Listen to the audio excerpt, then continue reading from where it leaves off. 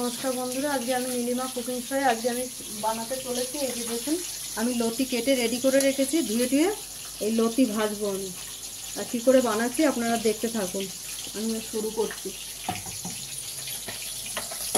আমি ধরে দিলাম গ্যাস, দিয়ে দিচ্ছি তেল কড়াইতে। তেলটা বেশি লাগবে কারণ লতি তো।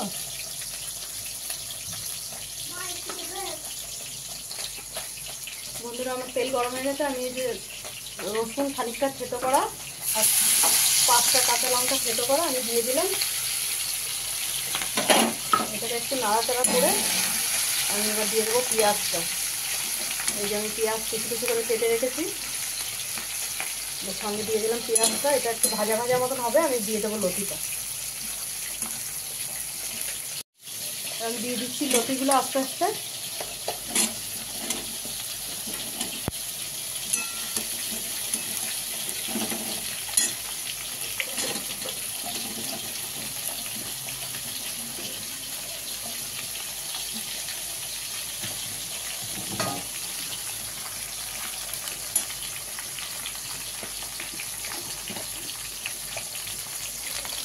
পরিমাণ মতন দিয়ে দিলাম আমি হলুদ গুঁড়ো,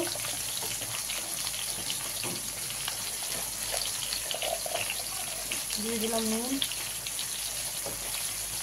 আমি নাড়াচাড়া করে আমি ঢেকে দেবো। আস্তে আস্তে সিমে এটাকে ভাজা হবে।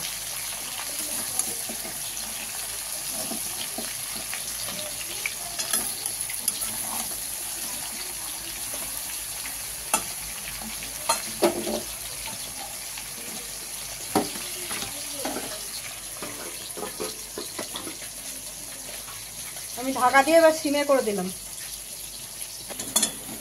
আমি আলগা করে যে নাড়ছি, আমার সেদ্ধ হয়ে গেছে। এবার আমি আলগা করে ভাজা ভাজা করব, একদম রস টানিয়ে ভাজা হয়ে যাবে। জোরে করা রইলে এবার রস টানবে আর ভাজা হবে। দেখুন বন্ধুরা, ভাজা ভাজা হয়ে এসছে। আরেকটু রস টানবে। তারপর আমি সর্ষে বেটে রেডি করে রেখেছি, সর্ষে বাটাটা দেবো। আর একটু রস টানবে, এখন একটু রস আছে ঢিলা ঢিলা। এটা একদম সুন্দর, মানে লাল লাল হয়ে একদম ইয়ে হয়ে যাবে, সরু হয়ে যাবে। এবার আমি সিমে করে দিলাম, সিমে ভাজা হোক। আমার ভাজা হয়ে গেছে। এবার আমি দিয়ে দেবো সর্ষে বাটা। এই যে আমি সর্ষে বেটে রেডি করে রেখেছি, 2-3টে কাঁচা লঙ্কা দিয়ে এটা দিয়ে দিলাম। দিয়ে এবার ভাজা ভাজা করবো।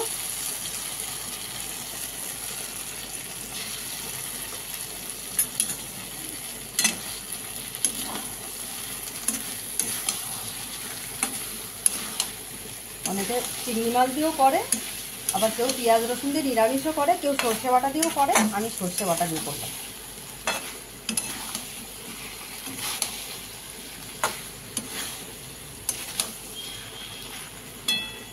এবার আস্তে আস্তে এটা ভাজা ভাজা হবে।